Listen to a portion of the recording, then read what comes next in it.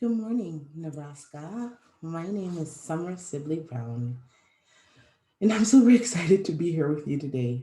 So if you can believe it, this is take six.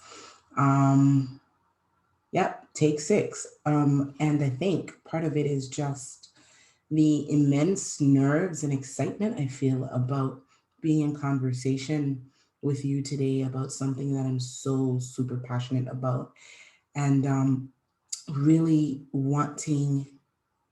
hoping that what I share today is meaningful, is helpful, is thought provoking, um, is honest, and that you leave our conversation feeling seen and heard and curious.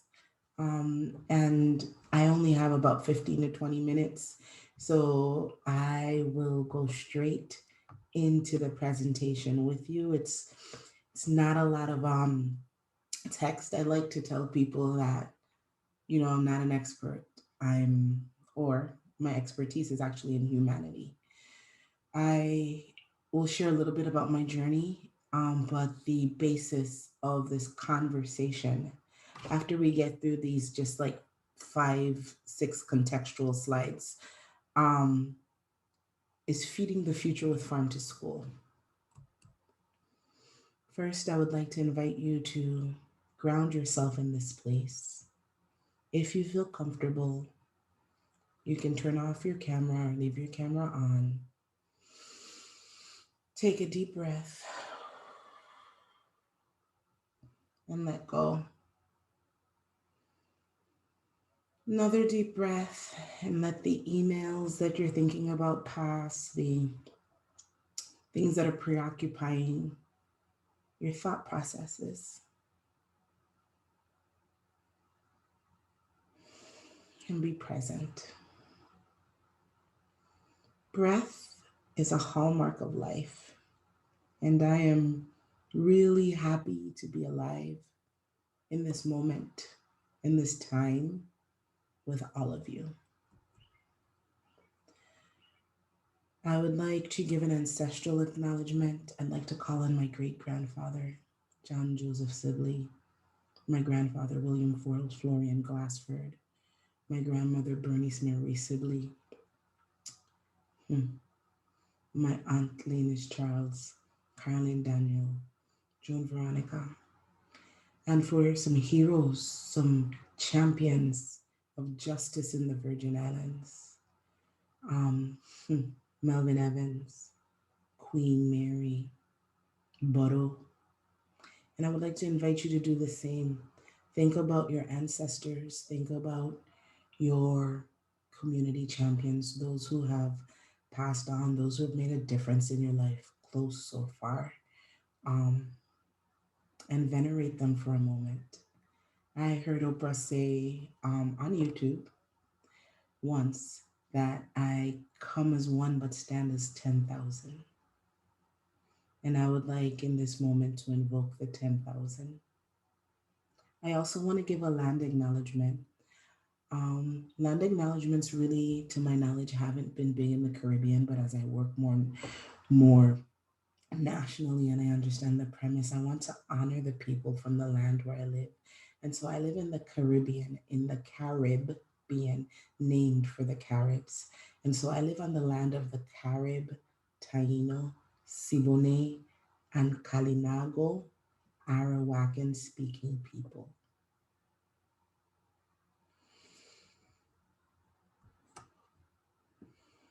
What you can expect. I'm going to give you a little bit of context of who I am, where I live, what I do. Hopefully lots of conversation, a sense of community, and me totally not sticking to the script, right? I go through these presentations all the time. And then when I'm with you, I find myself leaning into the passion, leaning into the inner voice. And I say that to say that that's what I think um, answers the question of how we build the future together. This is my home. That's Christiansted Town, St. Croix, U.S. Virgin Islands. And I always use a picture to entice people to come be like, we want to do a food system conference in the Virgin Islands. So if you do, hit me up because I think it would be great. And now to the meat of it, right? So again, I'm Sommer Sibilly-Brown. I am the founder and executive director of Virgin Islands Good Food Coalition. Our mission is advancing the common good through food. Our vision is security, sovereignty, and sustainability for all. And we define those quite differently. I think food security for me is the right of every household and every community to have access to food, to access to their own food, access to culturally relevant food, access to keeping their foodways alive, right? For me, it's not about being the end chain of a box product that isn't hyper local. It's about giving people access in their homes every day to food. Sovereignty is about controlling, having a level of control, having say, ensuring that the food decisions being made by communities are theirs, that their voice is heard, and they get to determine what is served in a cafeteria because it mirrors the life and the living of the people. It mirrors the culture of the place, that it actually honors that, and that decision isn't a top-down decision given to them from somebody from the outside, um, or the dietary standards don't match the food provided by people, right? It's the right of people to make decisions about their food. And sustainability, that for me is the right of my great great great great great great great great grandchildren to inherit a functional earth, to inherit a earth that is replenishing. And I am actually playing with sustainability because I think I need to switch it to regenerative. I had the fortune of working with the Kivera Coalition, and for a short period on a project, and really begin to embrace regenerative principles, and that sustainable actually isn't enough. To today, the purpose of the summit: shifting the paradigm of food, lessons from the past and present to build a resilient food system, to build we're talking about Nebraska, we're talking about the United States, we're talking about the world, right? Building our resilient food systems. And so I live in the US Virgin Islands, which again has been plagued by hurricanes year after year. 2017, Maria happened. Many people are aware of the devastation that happened to Puerto Rico, but there was also lots of devastation here. Had the fortune of being in good relationship with Iowa State University and talking to make really relationships with Courtney Long and Kaylee Hohenschel, and really began thinking about what makes food systems resilient. So the theme of this really spoke to me.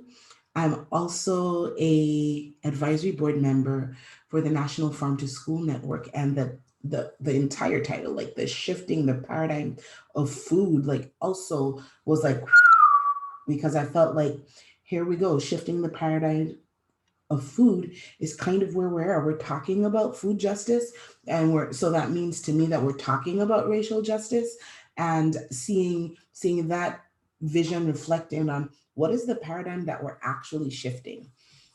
So as you can tell, I have questions.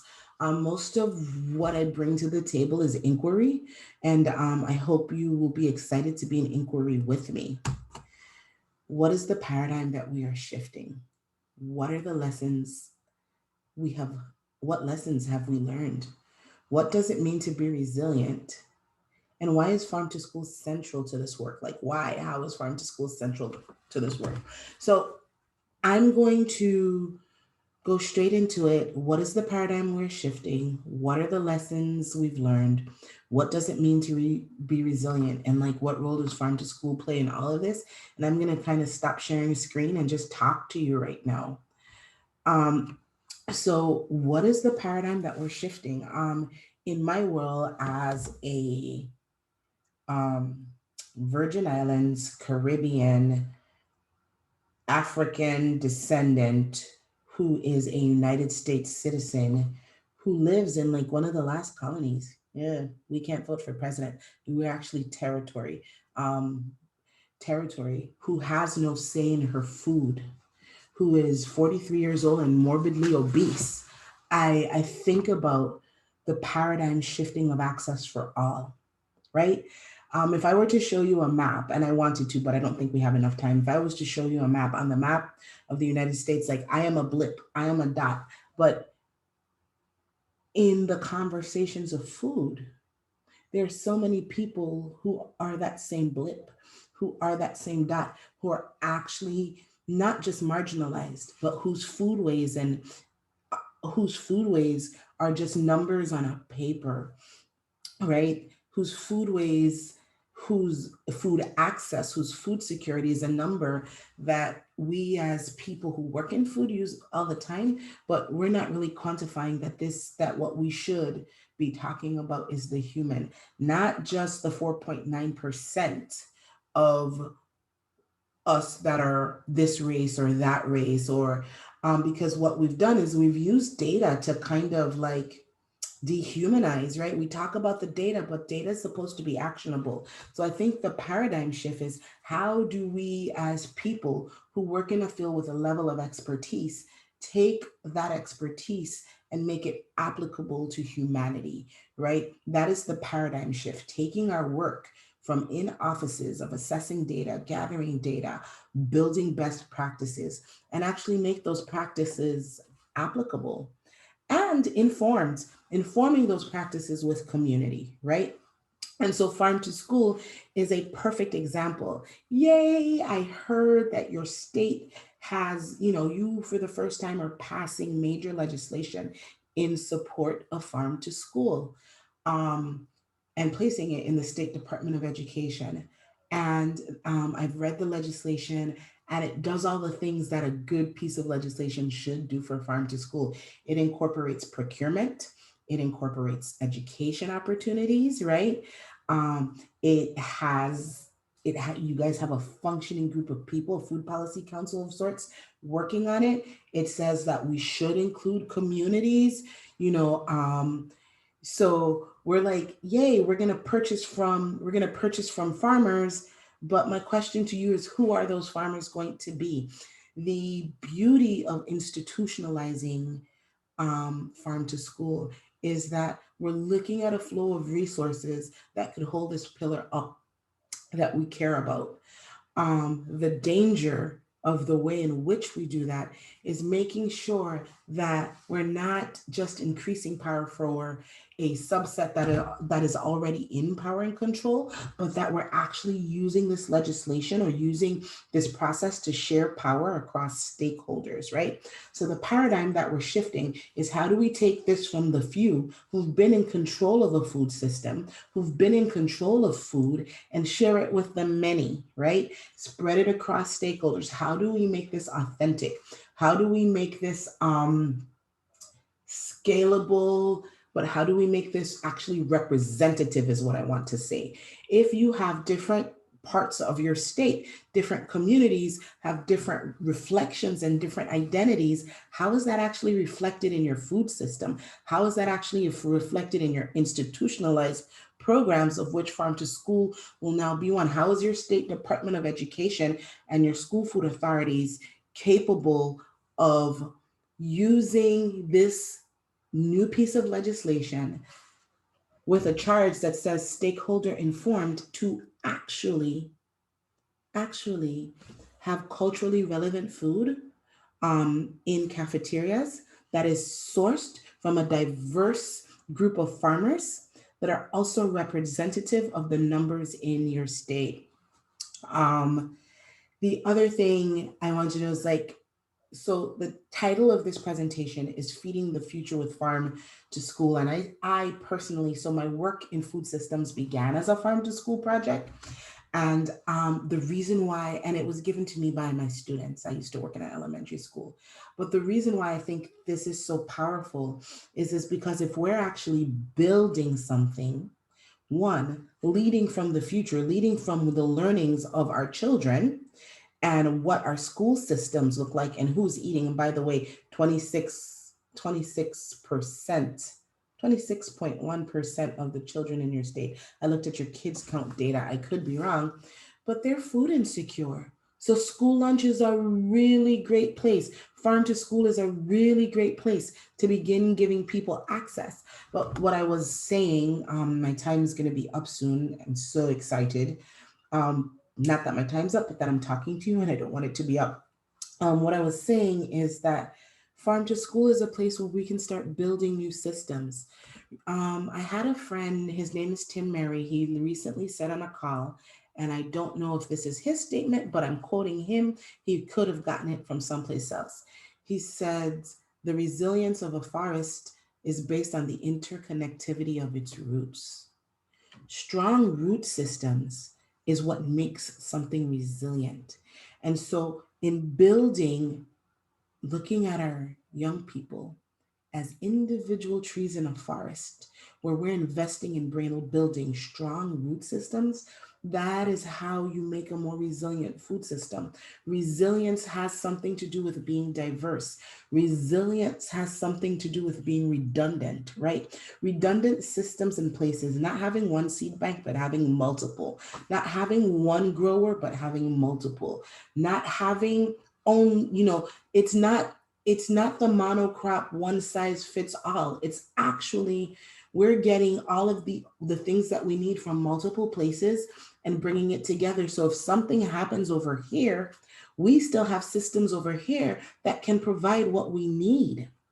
And it's farm to school has the opportunity to engage children from very young ages in looking at a food system from a different lens, from the lens of access, from the lens of diversity, from the lens of security. And security, another thing about security is really talking about the health of Nebraska and the health of Nebraskans. Because yes, a lot of people focus on the health of our economy, right? And farm to school was supposed to and is supposed to boost local economies by helping us leverage those federal dollars and help them stretch across our state and hopefully not just feed our big ready producers, but prepare smaller producers, independent producers to participate. So, how does your policy, how do your programs actually do that? But there's also the health of the citizen, right? It is the health of the citizen that is important. And so, if we're looking at farm to school to feed the future and build healthy Nebraskans who have a value for local, who will continue supporting that economy, but have a different trajectory with health, who take some of the burden off of the health system. And I know that there are not probably much indicators that speak to that connection yet, that like broad based research. But I mean, it makes common sense. If you are what you eat and you eat local and you're eating fresh and you're eating nutrient dense food, then we know that that's going to have an impact logically on obesity rates and obesity related diseases. I think, when I think about feeding the future of farm to school, I think about me as a child. I think about if this was 30 years ago when I was 10 and I was in a classroom where I got to interact with culinary arts, where I learned how to make nutritious food, where I was gardening, where I was more environmentally aware, all these intersections of farm to school. What would my health situation look like today? Would I still be morbidly obese? Like that is a real question. And so I think that farm to school and feeding the future feeds the health of Nebraska, right?